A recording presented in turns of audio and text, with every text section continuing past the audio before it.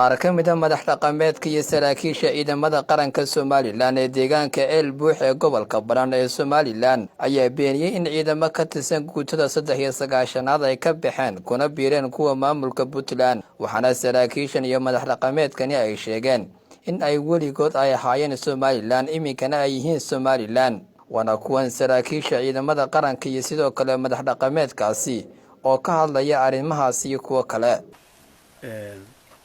El Buux la yiri ciidankii joogay waa go'ay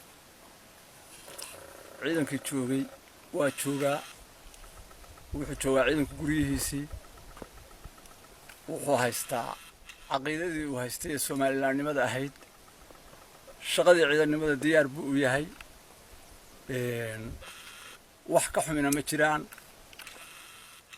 wixii reports ah oo خصوصية سيستم ملتريغا أنا مرينا أدون كوحن وشينا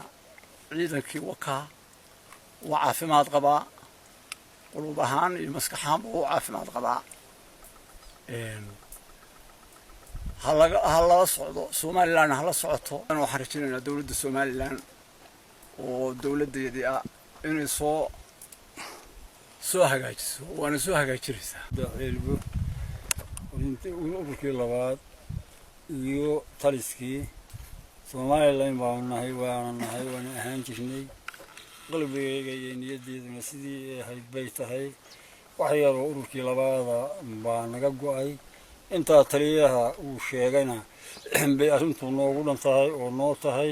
wixii ciidan lahaan jiray oo agab lahaa waa u baahannahay idina waa inoo keenaysaan oo hadii dawlad baa tihiino shilka dhacay oo wax ma garatadu samaysay naloo qaban maayo oo kuma jirno sidii aanu ahayn baan nahay nabdaayigu sidii aanu ahayn baan nahay waxa Soomaaliyeednimada la yiraahdo waa ciidda ka guulimeen waa deganahay ciidda la yiraahdo cid lama yiraahdo ciiddu waa Soomaaliland dadku waa Soomaaliland qalbigu waa Soomaaliland wixii aanu ahayn baan nahay sidaa nolol socdo maamulka iyo xukunku wax nolol socdo waa laga hadlay marka aanu noqonay anaga waxa weeyaan Soomaalidu waxay ku bahmaadaan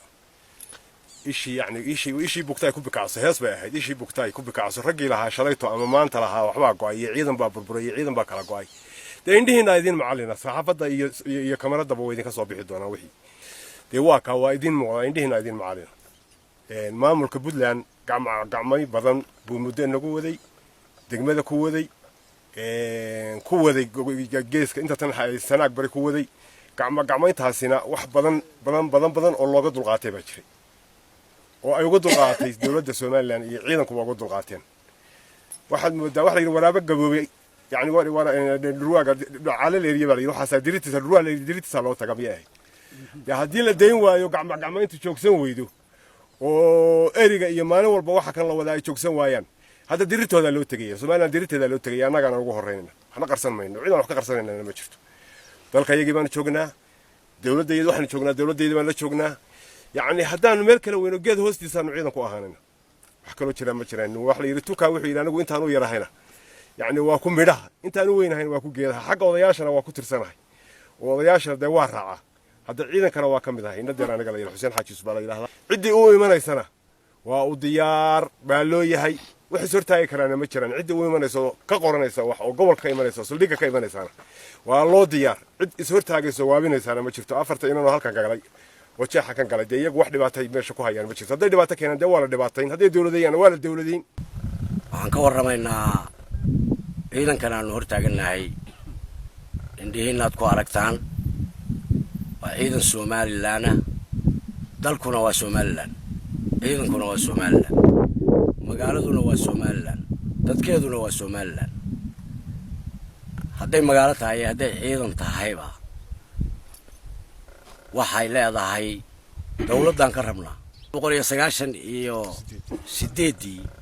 ayaa ciidankan meesha laga qaramay ciidanka waka magaaladuna waa teedii isma bedelin waa sideedii ay ahayd hadalka saraakiisha ciidamada qaranka Somaliland ee deegaanka El Buux ee gobolka Badhan ayaa ku soo beegmaya